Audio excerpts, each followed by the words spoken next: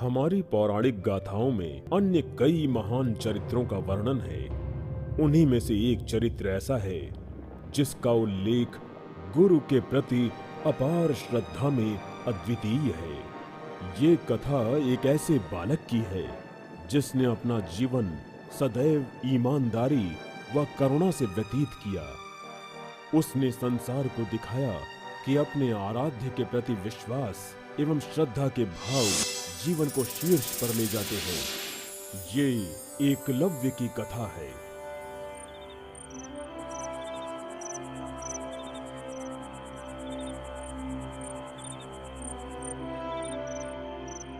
सदियों पूर्व उत्तरी भारत के एक वन में माता पिता के साथ एकलव्य नामक बालक रहता था। उसके पिता वन के मुखिया थे।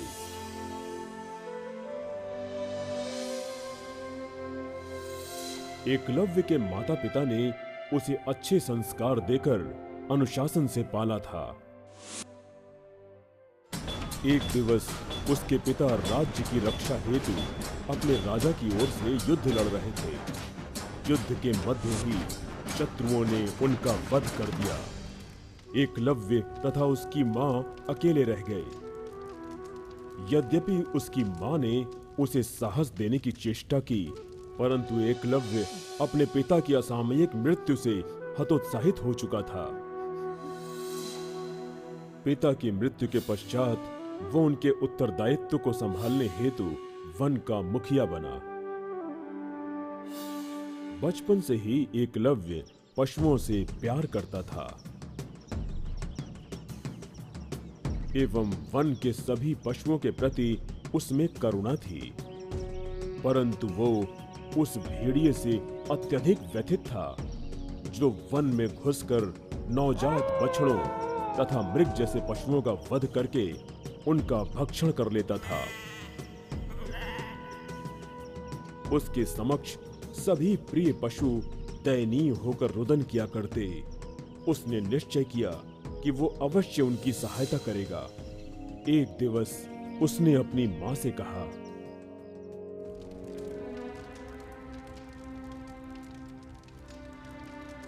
माता, क्या आपको वन में रहने वाले गाय एवं हिरणों के करुण स्वर नहीं सुनाई पड़ रहे? हिंसक भेड़िए उनके बच्चों को निर्दयता से मार रहे हैं। हम उनकी सहायता करेंगे। मुझे बताइए, हम उन्हें कैसे बचा सकते हैं? एकलव्य, मैं जानती हूँ तुम कितने दयालु हो, परंतु ये सब स्वाभाविक है। हम इसमें कुछ नहीं कर सकते। ये हिंसक पशु वन की झाड़ियों में छिपे रहते हैं एवं हम ये पता नहीं लगा सकते कि वो कहाँ हैं। माता, हम आखेटक हैं तथा हम धनुर्विद्या जानते हैं। हम उन्हें उस समय क्यों नहीं मार सकते जब वो झाड़ियों में छुपे बैठे हों? प्रिय पुत्र, मैं तुम्हारे पशु प्रेम की प्रशंसा करती हूँ, किंतु एक पशु के पदचिन्हों को झाड़ियों में खोजना अत्यंत कठिन है तथा लक्ष्य साधकर उन्हें मारने हेतु अद्वितीय निपुणता एवं निरंतर अभ्यास की आवश्यकता है। तुम इस वन में बैठकर इसमें निपुणता प्राप्त नहीं कर सकते। यहाँ कोई इतना योग्य नहीं कि तुम्हें शिक्षा दे सके। किंतु मैं तो इस कला में अत्यंत निपुण हूँ। मुझे क्या करना चाहिए? यहाँ मात्र एक ही व्यक्ति है जो तुम्हें पारंगत कर सकता है और उनका नाम है द्रोणाचार्य। द्रोणाचार्य कोई साधारण गुरु नहीं, वो इस राज्य के मुख्य नगर हस्तिनापुर के राजकुमार कौरवों तथा पांडवों के गुरु हैं। द्रोणाचार्य एक ब्राह्मण है तथा उन्होंने इस कला को अपने पिता अत्यंत महान ऋषि भारद्वाज एवं महान योद्धा गुरु परशुराम के सानिध्य में रहकर सीखा। परंतु माते, द्रोणाचार्य को इतनी ख्याति कैसे प्राप्त हुई? वो अपने गुरु परशुराम के एक समर्पित शिष्य हैं। परशुराम श्री विष्णु के अवतार हैं। द्रोणाचार्य को अपनी विनम्रता एवं अनुशासन के कारण ख्याति मिली। इसकी एक रोचक कथा है कि वो हस्तिनापुर के राजकुमार कौरवों एवं पांडवों के गुरु कैसे बने। कृपया मुझे वो कथा सुनाइए माते। वो वास्तव में रोचक प्रतीत होती है। तो फिर सुनो पुत्र ये महान कथा।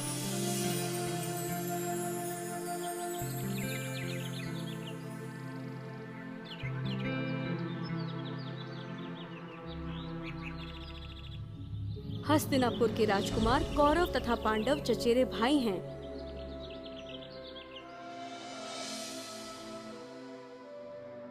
राजा पांडु के पुत्र है पांडव तथा उनके भाई धृतराष्ट्र के पुत्र हैं कौरव। इनके पितामह हैं भीष्म, जिन्होंने एक भीषण प्रतिज्ञा ले रखी है। भीष्म पितामह गंगा देवी के पुत्र हैं, जो एक पवित्र नदी है। उन्होंने राजकुमारों का चरित्र निर्माण किया है। वो ज्ञानी हैं तथा उन्हें अपने पिता से अत्यंत प्रेम था। पिता की प्रसन्नता हेतु उन्होंने आजीवन विवाह न करने की प्रतिज्ञा ली। वो एक निपुण धनुर्धर भी हैं।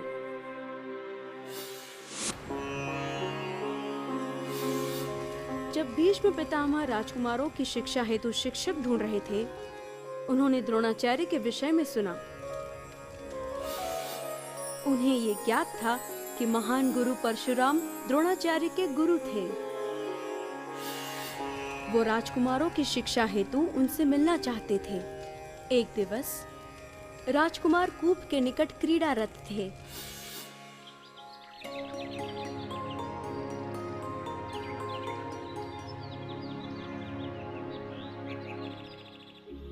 उनकी कंदूक कूप में गिर गई।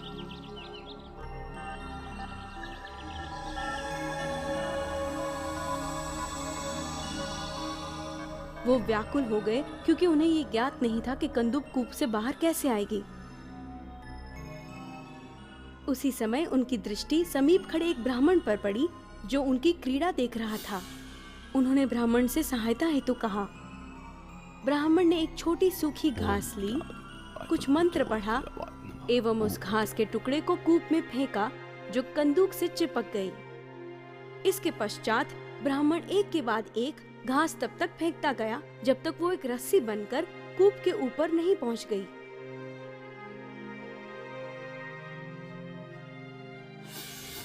अंततः उन्होंने घास की रस्सी द्वारा कंदूक को कूप से निकालकर राजकुमारों को सौंप दिया। उन्होंने ये कैसे किया माते? वो अवश्य ही अत्यंत महान है। राजकुमार अत्यंत हर्षित हुए एवं कंदूक लेकर उन्होंने अपने पितामह भीष्म को संपूर्ण घटना सुनाई। भीष्म जान गए कि ब्राह्मण कोई अन्य नहीं द्रोणाचार्य हैं, जिन्हें कोई भी धनुर्विद्या में परास्त नहीं कर सकता। उन्होंने उन्हें महल में बुलाने के लिए राजकुमारों के साथ तत्काल अपने सैनिकों को भेजा। सैनिक द्रोणाचार्य को महल में ले आए। भीष्म ने उनसे अपने पौत्रों कौरवों तथा पांडवों का गुरु बनने हेतु अनुरोध किया। द्रोणाचार्य ने अनुरोध स्वीकार किया एवं शिक्षा देने लगे। तुम सबको निपुण बनना है। अब वो हस्तिनापुर के राजकुमारों के महान गुरु हैं। माते, मैं इसी समय उनके समक्ष जाकर उनका शिष्य बनूंगा, किंतु वो मुझे शिष्य बनाएंगे? वो अवश्य तुम्हें अपना शिष्य बनाएंगे पुत्र, किंतु तुम्हें शांत, आज्ञाकारी, जागरूक, उत्तरदायी एवं विनीत रहना होगा। वो एक महान व्यक्ति हैं। मेरा आशीर्वाद सदैव तुम्हारे साथ है पुत्र। दूसरे दिवस संपूर्ण उत्साह तथा आशा के साथ एकलव्य द्रोणाचार्य से मिलने हस्तिनापुर की ओर चल पड़ा। नगर की बाहरी सीमा पर ही द्रोणाचार्य राजकुमारों को शिक्षा दे रहे थे। तुम सब इस बात का ध्यान रखो, तुम्हारी दृष्टि सदैव लक्ष्य पर ही होनी चाहिए। यदि तुम्हारी दृष्टि लक्ष्य से विचलित हो जाएगी तो तुम निशाना नहीं साध पाओगे। द्रोणाचार्य बता रहे थे कि कैसे सीधा खड़ा होना चाहिए, किस पैर पर अधिक भार देना है तथा हाथ व उंगलियों की स्थिति कैसी रहेगी एवं किस स्थिति में धनुष लेना है, कैसे लक्ष्य पर एकाग्रचित होना है तथा प्रत्यंचा को कितना चढ़ाकर बाण छोड़ना है। एकलव्य ये सब देखकर अत्यंत उत्साहित हुआ। वो गुरु द्रोणाचार्य से प्रार्थना हेतु उचित अवसर की प्रतीक्षा करने लगा। जब राजकुमारों ने अभ्यास के मध्य विराम लिया, तभी एकलव्य ने गुरु द्रोण को साष्टांग प्रणाम किया। अब उठ जाओ बालक, तुम कौन हो? मुझसे क्या चाहते हो? हे श्रेष्ठ गुरुदेव, अभिवादन है। मेरा नाम एकलव्य है तथा मैं समीप के वन से आया हूँ। अपने पिता की मृत्यु के पश्चात मैं वन का प्रमुख बन गया हूँ। मैं धनुर्विद्या में पारंगत होकर वन्य पशुओं का जीवन बचाना चाहता हूँ। समीप में कोई ऐसा नहीं है जो मुझे धनुर्विद्या सिखाए। मेरी माता ने आपके विषय में बताया कि आप अत्यंत दयालु हैं। मैं धनुर्विद्या सीखने हेतु अत्यंत उत्सुक हूँ। यदि आप मुझे अपना शिष्य स्वीकार करेंगे तो तो मैं धन्य होऊंगा। मेरी सहायता कीजिए गुरुदेव। द्रोणाचार्य एकलव्य की निष्ठा देखकर अत्यंत प्रभावित हुए। वो वास्तव में उसे अपना शिष्य बनाना चाहते थे, परंतु राजकुमारों के गुरु होने के कारण वो इस वन बालक को अपना शिष्य नहीं बना सकते थे एवं राजकुमारों के साथ साथ शिक्षा नहीं दे सकते थे। इसके अतिरिक्त तीसरे पांडव अर्जुन के पास धनुर्विद्या के साथ साथ अन्य कलाओं में असीम क्षमता थी। द्रोणाचार्य ने उसे विश्व का सर्वश्रेष्ठ धनुर्धारी बनाने का वचन दिया था। सभी तथ्य ध्यान में रखकर उन्होंने एकलव्य को शिष्य नहीं बनाया, किंतु वो उसे निराश भी नहीं करना चाहते थे। अतः उन्होंने उसे सांत्वना दी। सुनो प्रिय बालक, धनुर्विद्या के प्रति तुम्हारी निष्ठा एवं पशुओं के प्रति करुणा को देखकर मुझे अत्यंत प्रसन्नता हुई। तुम अत्यंत बुद्धिमान हो। वापस वन में जाकर अभ्यास प्रारंभ करो। एक दिवस तुम स्वतः ही एक श्रेष्ठ धनुर्धर अवश्य बनोगे। एकलव्य अत्यंत प्रसन्न हुआ। उसे अपने जीवन में सबसे बड़ा आशीर्वाद मिला था। मैं आपका आशीर्वाद अवश्य ही सार्थक करूंगा। सुनो एकलव्य, मेरा आशीष तुम्हारे साथ है। यद्यपि मैं शिक्षा देने के लिए तुम्हारे सम्मुख नहीं रहूंगा, परंतु तुम सदैव मेरे शिष्य रहोगे। अब घर जाओ तथा अभ्यास प्रारंभ करो। एकलव्य वन लौट आया।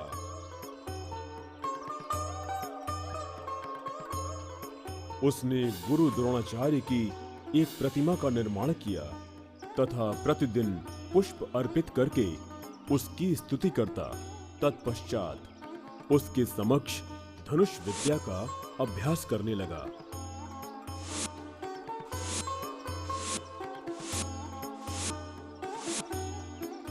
जब भी वो कभी कुछ भूलता, प्रतिमा के समक्ष खड़ा होकर गुरु का ध्यान करता, उसे समाधान मिल जाता था।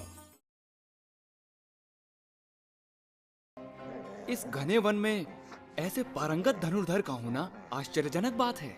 आपका श्वान मेरा ध्यान भंग कर रहा था, इसी कारण मैंने इसका मुख बंद कर दिया। कौन है तुम्हारा गुरु? ख्याति प्राप्त महान गुरु द्रोणाचार्य ही मेरे गुरु हैं। आपने उस वनवासी एकलव्य को मुझसे अधिक निपुण धनुर्धर कैसे बना दिया? द्रोणाचार्य ये सुनकर कुछ भी कहने में असमर्थ थे। यह मात्र एक ही व्यक्ति है जो तुम्हें पारंगत कर सकता है, और उनका नाम है द्रोणाचार्य। तुम सब इस बात का ध्यान रखो, तुम्हारी दृष्टि सदैव लक्ष्य पर ही होनी चाहिए। यदि तुम्हारी दृष्टि लक्ष्य से विचलित हो जाएगी तो तुम निशाना नहीं साध पाओगे।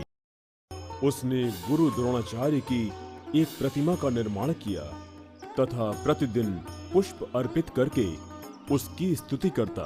तत्पश्चात उसके समक्ष धनुष विद्या का अभ्यास करने लगा।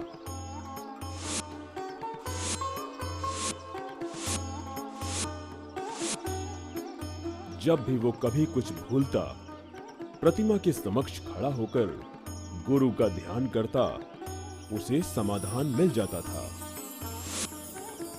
अपने गुरु के प्रति अगाध श्रद्धा के कारण वो अभ्यास करके धनुर्विद्या में पारंगत हो रहा था।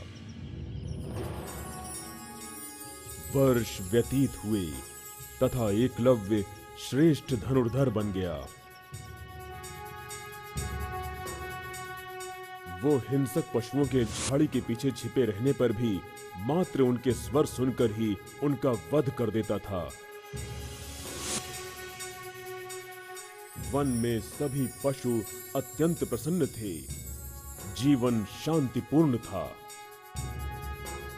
वन के निवासी अत्यंत आनंदित थे, क्योंकि प्रतिभाशाली एकलव्य उनका प्रधान था। एक दिवस पांडव राजकुमार गुरु द्रोणाचार्य के पुत्र अश्वत्थामा के साथ वन में आखेट हेतु आए। जब वो भोजन कर रहे थे, उनका श्वान वन में इधर उधर घूमने लगा। जब उसने एकलव्य को विचित्र वस्त्रों में अभ्यास करते देखा तो वो भौंकने लगा। एकलव्य ने उसे चुप कराना चाहा, किंतु वो भौंकता रहा एवं एकलव्य का ध्यान भंग करता रहा। तब उसने बाणों से उसका मुख भर दिया। श्वान भागकर अर्जुन के निकट आया। अश्वत्थामा, श्वान को देखो, किसी ने बाणों से इसका मुख बंद कर दिया है। मात्र एक पारंगत धनुर्धर ही ऐसा कर सकता है। इस घने वन में ऐसे पारंगत धनुर्धर का होना आश्चर्यजनक बात है। असाधारण निपुणता। चलिए पता लगाते हैं किसने ये कार्य किया। अर्जुन एवं अश्वत्थामा अपने श्वान के साथ चलते हुए उस स्थल पर पहुँचे जहाँ एकलव्य अभ्यास कर रहा था। एक सुंदर युवक को आखेटक की वेशभूषा में देखकर वो स्तब्ध रह गए। सुनो, तुम कौन हो? मेरे श्वान का मुख बाणों से बंद करने का साहस कैसे किया? मैं एकलव्य हूँ, मैं इस वन का मुखिया हूँ। आपका श्वान मेरा ध्यान भंग कर रहा था, इसी कारण मैंने इसका मुख बंद कर दिया। कौन है तुम्हारा गुरु? ख्याति प्राप्त महान गुरु द्रोणाचार्य ही मेरे गुरु हैं। क्या कह रहे हो? गुरुदेव ने मुझे दुनिया का सर्वश्रेष्ठ धनुर्धर बनाने का वचन दिया है, परंतु अब ऐसा प्रतीत होता है कि उन्होंने वचन पूरा नहीं किया। ये तो वास्तव में पीड़ादायक है। आप मेरे विषय में जो भी कहना चाहें बड़ी प्रसन्नता के साथ कह सकते हैं, किंतु मेरे गुरु के विरुद्ध एक भी शब्द न कहें, अन्यथा मैं आपकी जिह्वा काटने में तनिक भी देरी नहीं करूंगा। गुरु द्रोणाचार्य से मिलने हेतु अश्वत्थामा अर्जुन को वापस हस्तिनापुर ले गया। द्रोणाचार्य को ये सब सुनकर आश्चर्य हुआ, परंतु दूसरे ही क्षण वो एकलव्य की निष्ठा से प्रभावित भी हुए। द्रोणाचार्य को वचन याद आने लगा कि वो अर्जुन को विश्व का सर्वश्रेष्ठ धनुर्धारी बनाएंगे। फिर द्रोणाचार्य को अपने युवावस्था में ली हुई वो प्रतिज्ञा भी याद आने लगी, जिस प्रतिज्ञा को वो आज भी पूर्ण कर रहे थे। जब वो गुरुकुल में विद्यार्थी थे, उनका एक सहपाठी था जिसका नाम था द्रुपद। वो एक राजपुत्र था एवं अत्यंत संपन्न था। मित्र द्रोणाचार्य, मैं आज प्रतिज्ञा करता हूँ कि जीवन पर्यंत मैं तुमसे अपनी मित्रता निभाता रहूंगा। चलता हूँ मित्र। वर्ष व्यतीत हुए एवं द्रुपद अपने पिता की मृत्यु के पश्चात राजा बने। अध्ययन की समाप्ति पर द्रोणाचार्य का विवाह हुआ। वो कठिनाई से जीवन यापन कर रहे थे क्योंकि उनके पास धनार्जन का कोई साधन नहीं था। अपने बाल सखा द्रुपद की याद आते ही वो उनसे मिले। मित्र द्रुपद, तुमने प्रतिज्ञा ली थी कि तुम जीवन पर्यंत मुझसे अपनी मित्रता निभाओगे। द्रोणाचार्य, तुम मुझसे अपनी मित्रता की बात कर रहे हो? तुम एक साधारण याचक हो और याचकों से मेरी मित्रता कभी नहीं हो सकती। उसने द्रोणाचार्य को अपमानित किया तथा पत्नी व बच्चे समेत उन्हें बाहर निकाल दिया। द्रोणाचार्य के पास मुद्रा नहीं थी तथा वो नहीं जानते थे कि क्या करना चाहिए। तब उन्होंने ये प्रतिज्ञा ली कि एक दिवस वो द्रुपद को बंदी बनाकर उसके राज्य को नष्ट कर देंगे। राजा द्रुपद ने मुझे अपमानित किया। मैंने उसी दिन प्रतिज्ञा ली कि मैं अपने अपमान का प्रतिशोध लूंगा। तो उन्होंने इस कथानक के साथ साथ प्रतिज्ञा को भी बताया। गुरुदेव, मैं आपको वचन देता हूँ कि मैं महाराज द्रुपद को बंदी बनाकर आपके समक्ष अवश्य ही प्रस्तुत करूंगा। आप चिंतित ना हो गुरुदेव। इस घटना ने द्रोणाचार्य के मन में अर्जुन के प्रति लगाव पैदा कर दिया। एक अन्य घटना के कारण भी द्रोणाचार्य अर्जुन पर विशेष ध्यान देते थे। एक दिवस द्रोणाचार्य अर्जुन को अंधकार में अकेले ही अभ्यास करते देखकर अचंभित हो गए। द्रोणाचार्य ने उसे बुलाया। अर्जुन, इस अंधकार में तुम क्या कर रहे हो? गुरुदेव, कल आपने हमें बताया कि यदि हम नियमित अभ्यास करेंगे तो अंधकार में भी लक्ष्य को वेध कर शत्रु का वध करने में सक्षम होंगे। द्रोणाचार्य अर्जुन की निष्ठा से हार्दिक प्रसन्न हुए।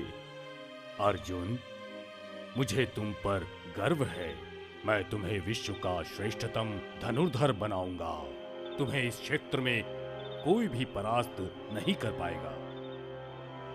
गुरुदेव, मैं आपकी प्रतिज्ञा को पूर्ण करूंगा। अर्जुन की तन्मयता एवं निष्ठा से अत्यंत प्रभावित होकर गुरु द्रोणाचार्य ने उसे शिक्षा देना प्रारंभ कर दिया। अर्जुन धनुर्विद्या के साथ साथ अन्य कलाओं में निपुण होने लगा। गुरुदेव, आपने तो कहा था कि आप केवल मुझे ही इस दुनिया का सर्वश्रेष्ठ धनुर्धर बनाएंगे, किंतु गुरुदेव, आपने उस वनवासी एकलव्य को मुझसे अधिक निपुण धनुर्धर कैसे बना दिया? द्रोणाचार्य ये सुनकर कुछ भी कहने में असमर्थ थे। उन्होंने एकलव्य से मिलने हेतु अपने साथ अर्जुन तथा अश्वत्थामा को वन ले जाने का निश्चय किया। एकलव्य को जब इसकी सूचना मिली तो वो अत्यंत प्रसन्न हुआ। संपूर्ण वन को प्रकाश एवं रंगों से सजाया गया।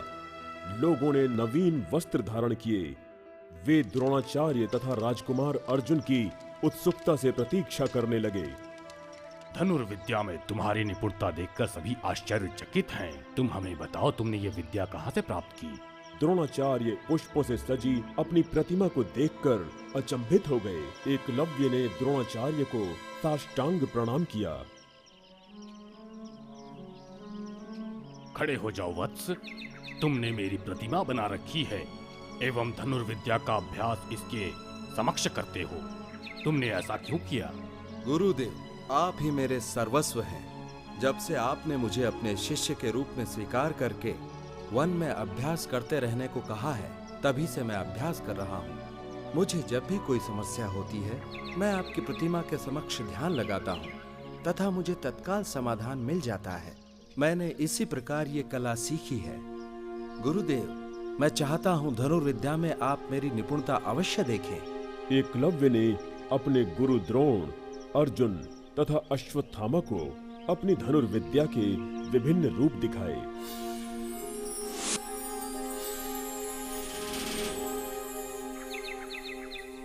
द्रोणाचार्य अचंभित थे।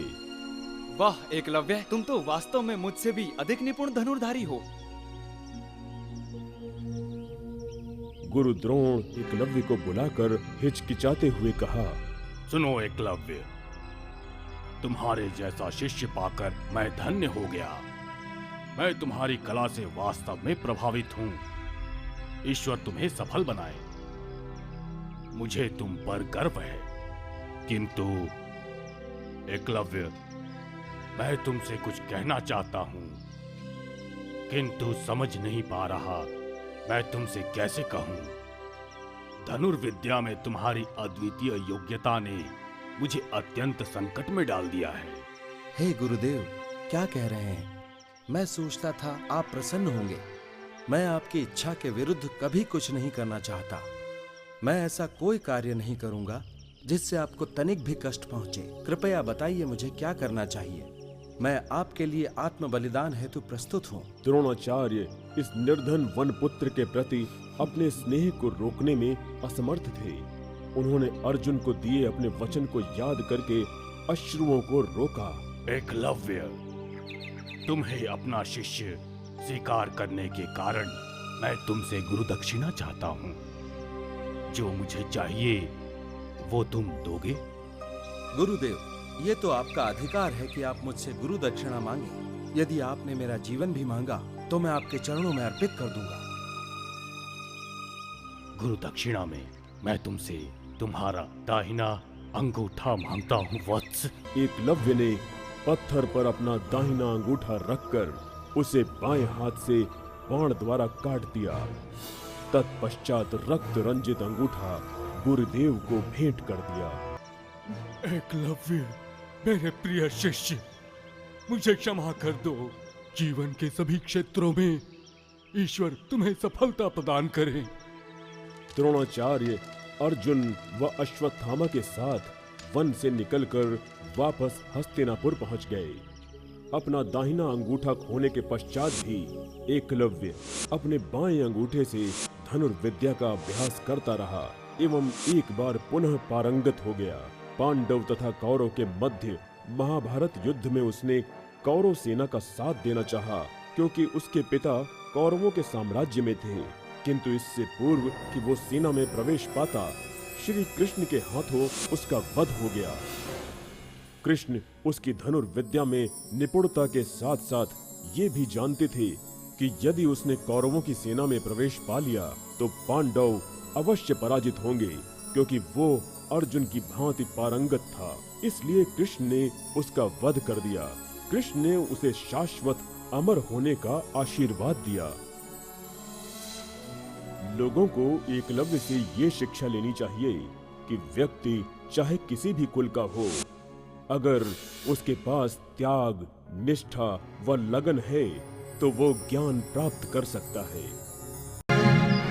बीरबल की तरक्की से सभी दरबारियों को जलन होने लगी थी, इसीलिए वो उनके खिलाफ साजिश करते रहते थे। एक बार उन्होंने बादशाह अकबर के साले हुसैन खान की मदद से बीरबल का पत्ता साफ करने की